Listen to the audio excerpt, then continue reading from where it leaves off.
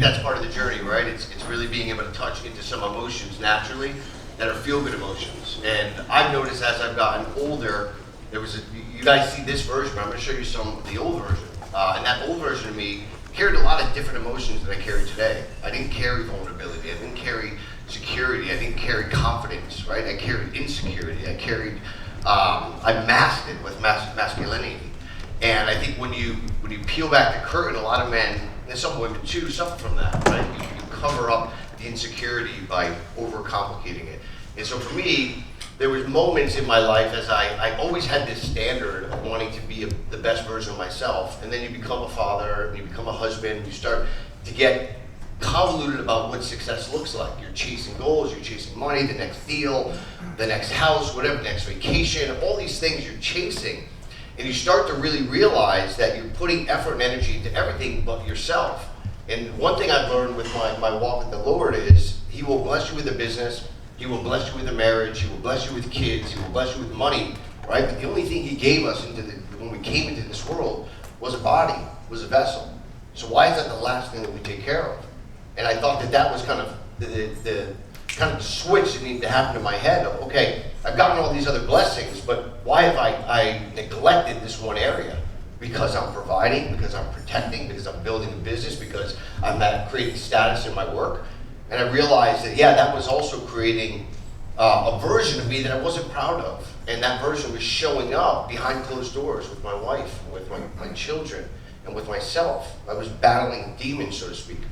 So they asked me today to talk about goals, right? And for me, goals, it's not about a destination, it's always about a journey. For a long time I had it mixed. I would chase goals, I'd achieve goals, and I'd retract from the goals, right? I hit the goal. Slowly start retracting back into my old habits, my old routines, my old rituals, my old behaviors. And next thing you know, I'm looking for another goal, right? Give me another shiny red apple. And I think a lot of people suffer from this, right? Whether it's a weight loss goal or a financial goal or a business goal, we always get into these habits of changing behaviors. And for me, when they talked about goals, it was like, I really want to shift your mindset to it's not behavioral changes that are going to make it sustainable. Getting in the best shape of your life or achieving a goal you've never achieved, that's really the easy part. Staying in the best shape of your life is the hard part. Building $1 million business is the easy part. Continuing to grow $1 million business is the hard part, right? So how do you do that? Well, you have to take on you have to take on that new identity. So for me, this was me 5 years ago. Obviously, this is me today. Now, on the outside, believe it or not, I was actually one of the best shaped dudes in my group, and that didn't say much about the group. But I was very proud of this moment. It was my second business. I scaled it to over $1 million in less than 3 years. And there was a group called Entrepreneurs Organization, and they only allow businesses that are doing $1 million to business owners to join that group. And so for me, at a young age, I had achieved that status. I couldn't wait to show my documentation and say, hey, I hit the $1 million. And I became a founding member of Entrepreneurs Organization. And this was one of the dinners. And I showed up and I looked like everybody else. I was probably in one of the better shapes, right? Because I'd seen how their business building had been taxing on their body. And for me, somebody took my wallet. Somebody put it back when they get a chance. So for me, I kind of fit in, right? So there was nothing unique about it. That's why you say you're the reflection of the top 5 people that you surround yourself with. Those top 5 people were building successful businesses, and they had not looked like they'd ever seen the inside part of a gym. So right, I was up to par. But I was better than them. But what you will not see is the man that was behind the jacket, right? The suit and jacket. I can put that on, I can put a headset on, I can get in a room, I can talk, I can do my thing. But behind closed doors, I knew what was underneath there. So did my wife. Yeah, go ahead, let that sink in. That was me. And that was something, my wife ended up taking that picture. And I remember her kind of going, babe, and it was like, it's not a good babe. That's like one of those like, babe, and I was like, yeah. And I remember looking at that picture being really, really embarrassed. So how the hell do you go from that to that? And then I had to have this mirror moment that I talk about. And that mirror moment was really being honest with the reflection that was in the mirror. And that reflection was based on what I was projecting was reflecting. And for me, that meant I had created a set of beliefs, rituals, routines, and identity that justified this this body, okay? But this body wasn't for the vanity part. It was who was showing up in this body. When I looked in the mirror, which I often did not, and I avoided the mirror, it was the version of myself that my wife got. And that was filled with emotions of anger, of jealousy, of insecurity, of validation, right? These were all the things that my wife had to endure. But on the outside, it was great. And I had realized that I was the common denominator in every fight, every argument in my house. And it stemmed from the person that I didn't like seeing in the mirror. Because there was a huge contradiction. I had a standard inside that I was not seeing external.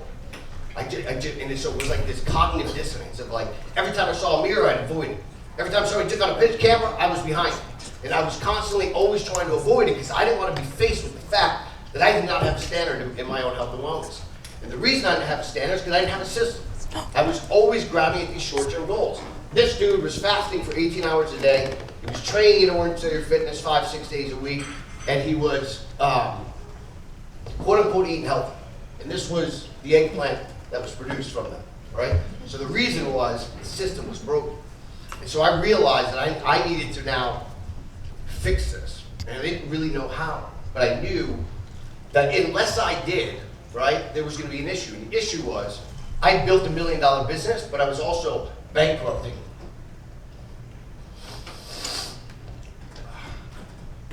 Shit like that gets you like so caught off guard. Bankrupting my marriage. Because of what this dude was bringing, right, to everything else. And so I had to make this decision of creating a better version of myself that didn't need validation, that was secure, that was confident, that showed up in a way for himself that he didn't need anything externally. And money would be a byproduct, right, of his habits, of his routines, of his rituals. So I went on this journey of personal development. And I used training and nutrition as a piece of the puzzle to do that. And so what I want to teach you guys is how I went from this to this was really about creating a set of non-negotiables. You see, this dude, he negotiated with himself all the time.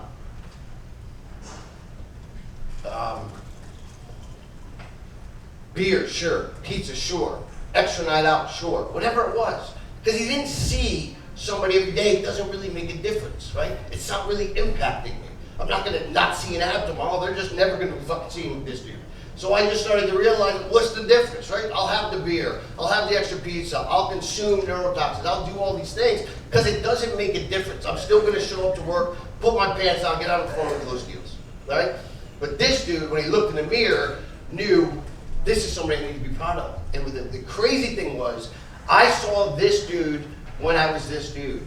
I had projected that nobody sees it, but I'm going to become so undeniable in my habits, my routines, my rituals, that I'm going to create the best version of myself that would be so undeniable to myself and to other people. And I've got to see it before they see it. So I got to create these habits every single day. And when you go on these journeys, whether you're building a business, I heard a lot of you guys talking about building a business, or you're building a business, or trying to better yourself, or doing masterminds, or eating differently. The people in your circle are gonna ask you, dude, I mean, when's enough is enough? When's Mr. Fun Guy gonna come back? How serious are you gonna take yourself? Oh, what do you think, you're better than us? You start getting all this shit from people, and so you start retracting, right? Because you let me dial it back a little bit. I'm too serious for the room. That's what happens when you're in the wrong rooms, right? So for me, I decided that when I was going to do this, that I was going to create something that was non-negotiable in my life. And if I did these non-negotiables every single day, that I would be proud of myself. Not in an egotistical way, but that of way, right? Hey, you did one for you today. And that was it, because I hadn't given myself a that of in a long time. Because what I would do in this body was I would work all day, and I would come home and I would release. And I justified it, because my belief system was broken. I deserve to drink. I deserve to smoke weed. I deserve to unwind. I deserve to have some pornography. I deserve to eat some sugar, right? Because I'm providing, I'm protecting. But I knew, man, those skeletons were building up, and they started to make me feel really shitty about myself because I didn't like that I wasn't congruent. I hated that. I hated it. I hated that there were skeletons that my wife knew that nobody else knew. And I think we all have that. Like that's when you marry somebody special, they know things about you. But I was embarrassed. I knew that when I was telling a story out in public, she knew the real name. right? That's kind of where I would go with it. And that would enrage me even more, because I knew that I wasn't creating this version that she deserved. So anyway, I had this mirror moment where I said, I need to see this person before he's here. So I need to take on these habits, these routines, these rituals. And the only way I can do that is I need to build something that integrates into my life and becomes sustainable as a lifestyle. Because at this point, I tried everything, dude. I did keto, vegetarian, calisthenics, heavy lifting, every goddamn program you could think of, every meal plan you could think of. I did it all. And I was sick and tired of starting over. And that goes to Zach's message. That's why I said, if I'm going to do this, either A, I'm going all in on the dad bod, right? And I'm going to make this a world-class dad bod and just continue to own it. Or B, I'm going to change it so that I never have to fix this again. And it's going to be so sustainable that I never have to come back to the drawing board. Because we get hopeless. And a lot of our beliefs are based on failed attempts. Why am I going to do it again? Why am I going to try so hard? Why am I going to put myself out there? It didn't work last time. So we trigger emotions that prevent us from going all in. And most people play small because they don't make a decision in their head to turn pro. And I decided, I'm turning pro. I'm going to turn pro, and people are going to know. It wasn't for the vanity, but people are going to know that I'm a disciplined man. And the only way people would know that is because I'd be a reflection of my habits. And I'm a Christian man, and in my belief, I always believed in influence, but you can't influence somebody if they're not curious about you. And the only way they become curious about you is the way you carry yourself. You have a lifestyle, you have a physique, sometimes you have a car, you have a home, and they become curious about you. And if you're a well-intended man, your job is to make them curious enough so that they come to you and say, hey, what did you do? How did you do it? Why did you do it? And there's your window of opportunity to impact and influence another person. And I'm not in the fitness and training business. I'm in the changing lives business. But before I could change anybody's life, I needed to be able to change my life. And I needed to do it in a way that was sustainable. So for me, the sustainability came down to, what can I control? Because there's a lot of things as a business owner, as a husband, as a father, you cannot control, but there are some things you can control. And that's what I'm going to share with you, because that's the framework that I've used, and I've used for over 350 men in my community. The first thing is you got to control your wake-up time, right? You got to be really conscious and intentional about what time you wake up. And that veers the question, well, what time do I need to go to bed? Because I was going to bed whenever, waking up whenever. That's what entrepreneurs do.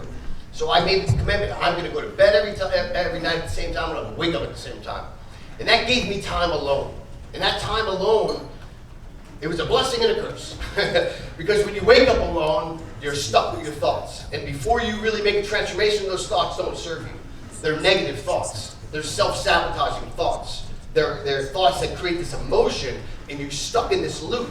So I realized the second thing I need to do is download some other people's thoughts. Right? Because mine are just goddamn damaging. I started the day at 4 o'clock, my wake's up at 5:30, and I'm already picking a fight. I'm like, this isn't going to work. I just had 90 minutes hour to get all raised up. And so I started to realize, okay, I got a second day, I got to feed myself the right thoughts every day. So I kept it really simple. I said 10 minutes a day, I'm going to put words into my brain. For me, that was Proverbs. And if you know the book, Proverbs 1 through 31, whatever day it was of the month, if it was the 7th day, I read Proverbs 7. If it was the 8th day, I read Proverbs 8. And every single day I read that. That was just a really basic thing. And I walked away and I see a message every day.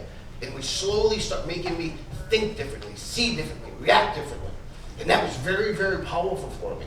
And when I come around to it 3 months later, a line would pop up that I never saw the last time. I'm like, damn, I didn't see that last time. That's the new message, right? That's the new download. That's the new belief I need for the new version of me. So that became really contagious, right? I couldn't wake up, wait to get up early because I had that time alone. 2, now I was feeding my mind. Man, I started building this momentum. The third thing was I needed to move every day. Because for me, I'm filled with energy. And if I just sat, woke up early, drank a bunch of caffeine, spiked my cortisol like a mother, read a little bit of Bible, I was just ready. I was ready to go. You got a wrong email came in, something, and I was off the hinges. Like that's how unfucking emotionally stable I was, right? So I knew, okay, I got to do something with this energy. I got to put it in the gym. So that's when I decided to go to the gym. And I go to the gym and I just let it out there. And I come back. Now my family comes out of the room, and I'm ready to receive them. I was never ready to receive them. You see, my kids lived on shit.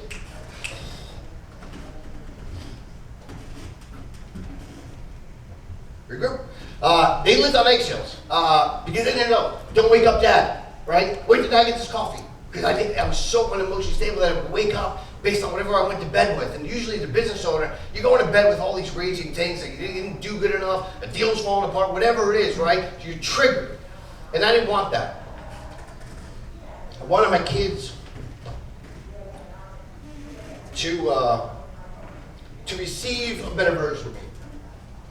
Why do we always get so emotional when we talk about kids? It could be in such a flow state, and then it just hits you. But that's how important it was. And I think your why should make you cry. That's a very big belief of mine. It should be so deep and so anchored into a reason. If you burn the goddamn boats, right? You go all in on yourself. And so for me, that third one was really, really important. I had to get to the gym so that I was able to receive them better. And I did that. And now, days go about, right? So what was the fourth one? The fourth one was, I moved my body, I pushed blood, I created this dopamine release, I got the energy I needed. Well, I would notice around 11 or 12 o'clock or 1 o'clock, fucking old Dane comes back. He's just starting to ruin the day, starting to sabotage the day. And I'm like, here we go again. This son of a bitch won't leave me alone. He's trying to pick a fight, come up with something to be mad about. And I realized, okay, I got to control what goes in my body now. I got to be really conscious about what I feed my gut, because my gut gives a direct relation to my thoughts. And if my thoughts create things, I got to be super conscious about what I'm putting into my body so that I can project out of my body to attract the things that I want. So the fourth one was feeding myself the right type of foods. And those foods were plugged into my calendar just like a meeting. They were non-negotiable. And then a whole other conversation on what types of foods, but they were just meals that were pre-planned and structured. I was super intentional about it.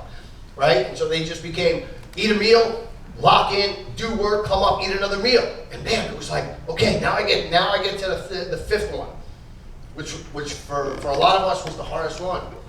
For me, it was avoiding vices. For me, that was having a couple of drinks and smoking weed. That was my escape. That's how I escaped. And then that led to eating shitty food.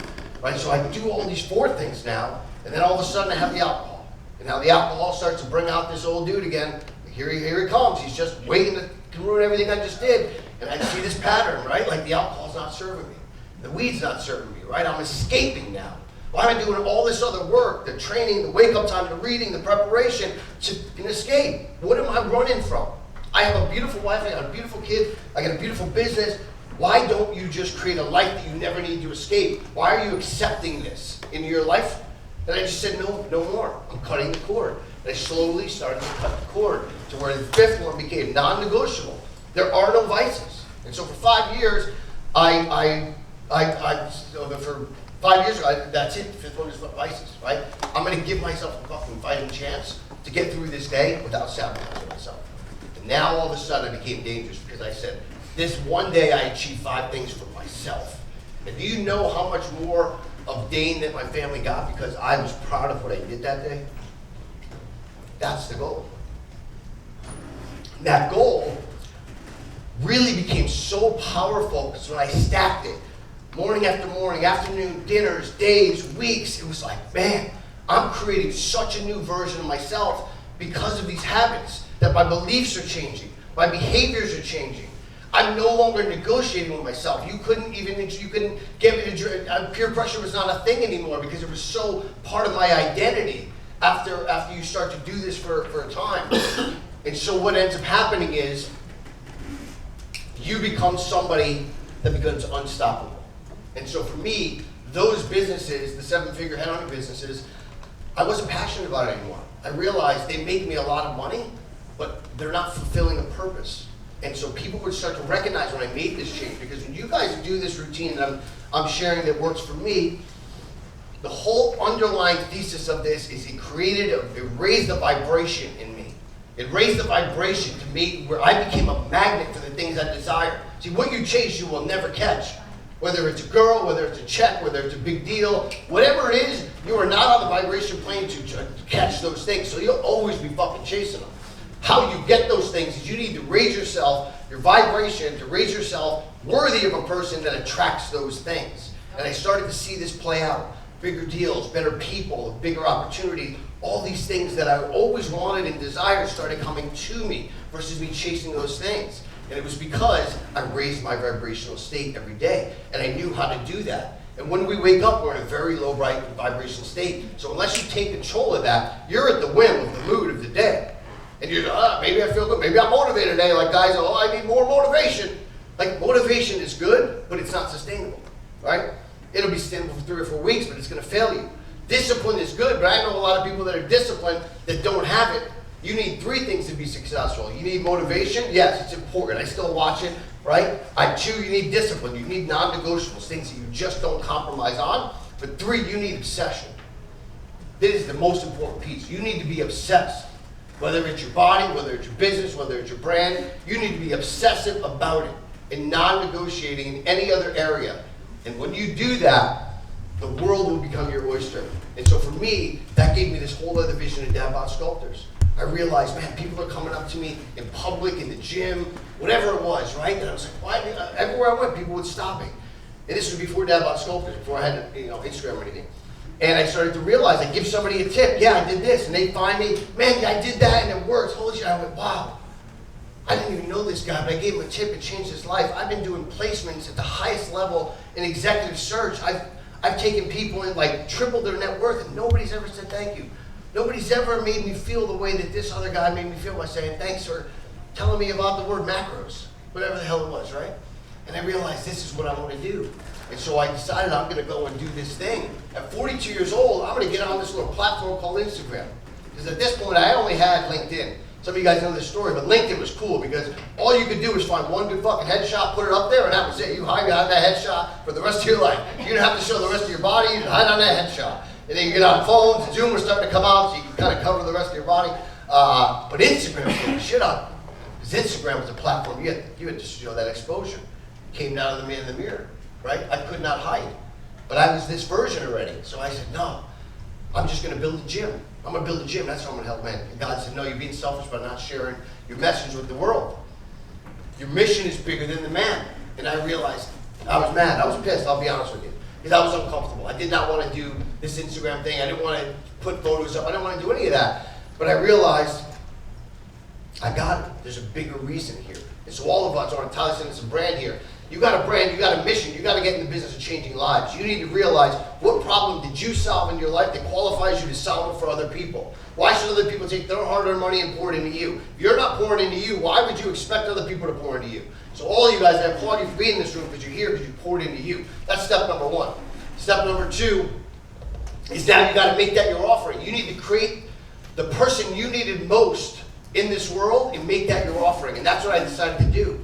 I'm going to create the person that I need the most on my journey and make that an offering to the world. And I'm going to do that through this brand called Dad Bod Sculptors. And so that's how I started that. And people would think, I can't tell you how many people thought I was fucking nuts. Like, you're going to do what? Like, you have 10 years to build this business, you're finally financially free, and now you're going to trade it in to go do this, and here come the naysayers. Here comes the guy trying to pull me back down, right? And it was like, yeah, I'm going to do it. They're like, do you know how competitive Instagram is with the fitness space and like, well, you don't know, it's sometimes a benefit because I had no idea. And I just said, it doesn't matter because I know what it takes to build my body and build myself, so I'm going to apply that same system to applying it to this brand. And I'm going to do more reps. And with the reps comes better form. With the form comes better technique. With the technique comes a better finished product. And so I just simply said, I'm going to post every single day. And sometimes, guys, I told you my last story, it'd be like 9 o'clock. I'd be like through cut 1,000. I broke a couple of cameras, kicked over some things. Just this, I put the content out. And still, going on 3 years, I've never missed a day without a post on any platform.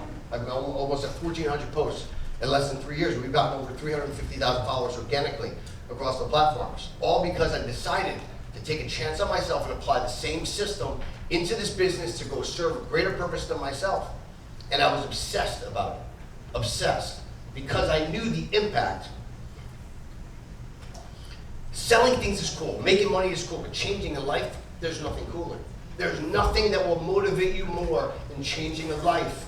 And most of the problem that I've seen entrepreneurs do is they get in their own way. We self-sabotage. We're so consumed with ourselves, and this was me. But what I did all the time was I was my greatest obstacle. I got in my way. So the first phase of any transformation is learn how to get the hell out of your own way. And once you get out of your own way, very quickly you got to move fast to go figure out how to serve other people, because that's going to help you sustain it. That's going to help you make sure that that standard you set never gets pulled back. down, because average people will do that. But when somebody looks at you and compliments you, you now know, man, the standard's here. And then you just keep raising. You become the standard. You keep raising the standard. You keep getting in rooms that keep elevating you because you know you don't want to go back to Johnny 6 months later and be a sack of shit again. Because now Johnny's hopes that he just saw, wow, if he did it, I can do it, they're crushed. So you take that pressure, you take that responsibility, and you run with it. And that's been the blessing of being in the public eye.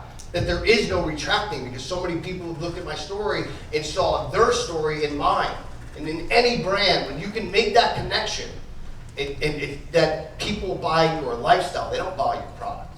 They buy your lifestyle. They buy what it thinks it's going to give them. And essentially that's a better life. So you got to create that life that becomes worthy of somebody investing in. And so for me, that was the big connection. It was like, this becomes sustainable. This becomes impact. I don't care if I change one life. And I've changed, I don't know how many, but Zach's one of them, a lot of lives. And it never gets old. It never gets old. It's the greatest feeling in the world. Yeah, it really is. I share that because, guys, it's so worth it. Whatever you're trying to do, whatever you want to do, you got to stop relying on motivation. You got to stop relying on discipline. You've got to start being obsessed about changing lives. And the person you're most qualified to save is who you were 3 months ago, 6 months ago, 12 months ago, 24 months ago. Just keep winding it back. Even if you're 3 months ahead of somebody, there's a part of your version 3 months down the road that's going to save somebody who's maybe on the verge of trying to make that decision. So you got to put yourself in that position. This mission is bigger than any man or woman, right? I'm the vessel that needs to carry it through because I was the one that the seed was planted in. And when you do that, you don't look at goals anymore. You never look at a destination. You focus on the journey. And every single day, you love the journey. Guys, when am I going to be 10% body fat, 10% body fat? Hey, I'm going to wave a magic wand. You're 10% body fat tomorrow. How the fuck does your life change? Who are you? What are you going to do? What's different? What's the fucking rush? Right? And I would speak to guys this way. Sorry for Christian, but that some people don't like it, some people will, but that's me. You got to realize that it's never about the destination. Because when you get to the destination, your old self is going to start to pull you back to your old, there's a relief. But when you focus on that journey, man, every single day, 1% better, 1% better, you stay at that vibration, you start to get those downloads that you need to keep raising your skills, to keep raising your value. You will only earn the amount of income based on the problem that you solve. The more money you make, the bigger problem you solve, right? So that's the connection. You got to be able to solve massive problems. And I think changing a life is a pretty massive problem to solve, right? So money was never a thing. It was always a byproduct of what I did. So hopefully that reframes how, let me see what the next one is. This leads to the why for me. Shit. So cute. The why for me, my son was 3 and he was just born. And he saw this picture and this picture on my Instagram. And he said, Dad, when did you look like that? And I said, actually, when you were born, you were a big reason. Through this. I know I'm not going to be able to open the water bottle. If I can't it's a good story. My younger is witty as shit. So he says, when did you look like that, Dad? I said, actually, when you were born. You were about 6 months old. Like that was the picture I took. And on this is some language that I started to reprogram myself. Started telling myself a different story, different belief, right? So I practice what I preach. And I said, what if Daddy still looked like that? And he said, oh, Dad, I would tell people you're my uncle. And I said, I got that 6-year-old, I tell them like this. And he was dead serious, too. Oh, Dad, I tell people you're my uncle. So anyway, my why was this. When they were 3 and 6, I envisioned, and most people with the goals are too short term. Whether you guys are about to go on this venture or posting on social media, you're going to look for validation. How many views did I get? How many likes did I get? Why are people watching the story? And you see that energy, that passion, that commitment, that obsession is going to start to go away because you're going to look for the validation to continue. You got to put that shit aside. You got to trust. It doesn't matter if 5 people see it. Maybe one of those 5 you're going to change their life. That's what you need. There's 15 people. There's 30 people. That's a whole room like this. You don't need 30,000 views. You need just one view. And for me, it was these guys. It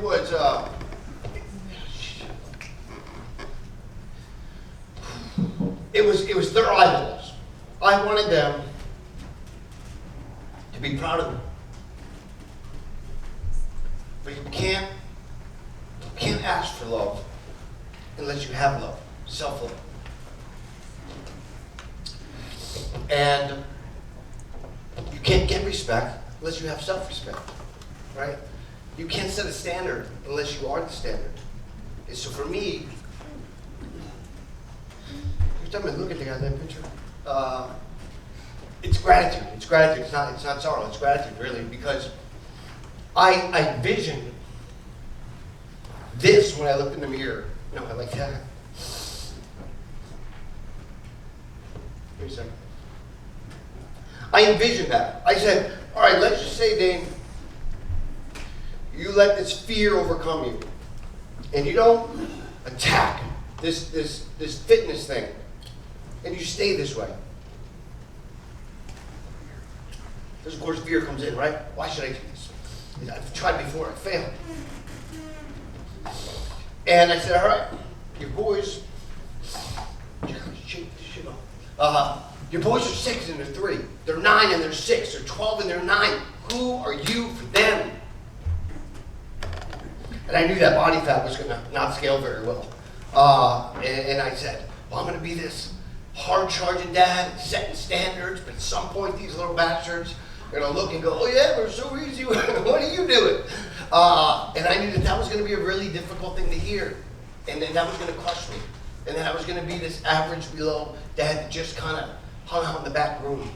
And I didn't want to be that. I wanted to make them proud in a way that made them recognize that life is a journey and there is no complacency, that you've got to go out there and you've got to change the world, and it starts with you. And it's come so full circle for me that when I see these moments, this is on my mastermind. My mastermind event last month with my kids. And they're so proud of me, which is great, you know. And somebody asked me, I think it was Tim, he said, it was a funny story, he said, Ben, your wife's got to be so proud of you now. And I said, yeah, she kind of is, you know. And there's this thing on the internet, I don't know if you guys seen it, but it's a funny thing. It's like this video goes around, and anytime somebody's going to shoot a foul shot, somebody in the crowd will yell, foul shot in basketball, somebody in the crowd will yell, that's my man, right? And like something three-thrower. So I was like, that's my wife. Basically, like, she always like, that's my man. And that makes me feel good, right? Because there was at one point in time, we just didn't have that relationship. But my kids have never seen my wife and I fight. Never. Because I made that decision. And there was World War III going on a regular basis prior to me making this change. So it was so dramatic, but I never wanted them to experience that. And that all came down to being super intentional. And so I didn't want to be the dad where it was constantly with my, oh, tomorrow we'll do it, right? Or later. So I was so sick and tired of saying that.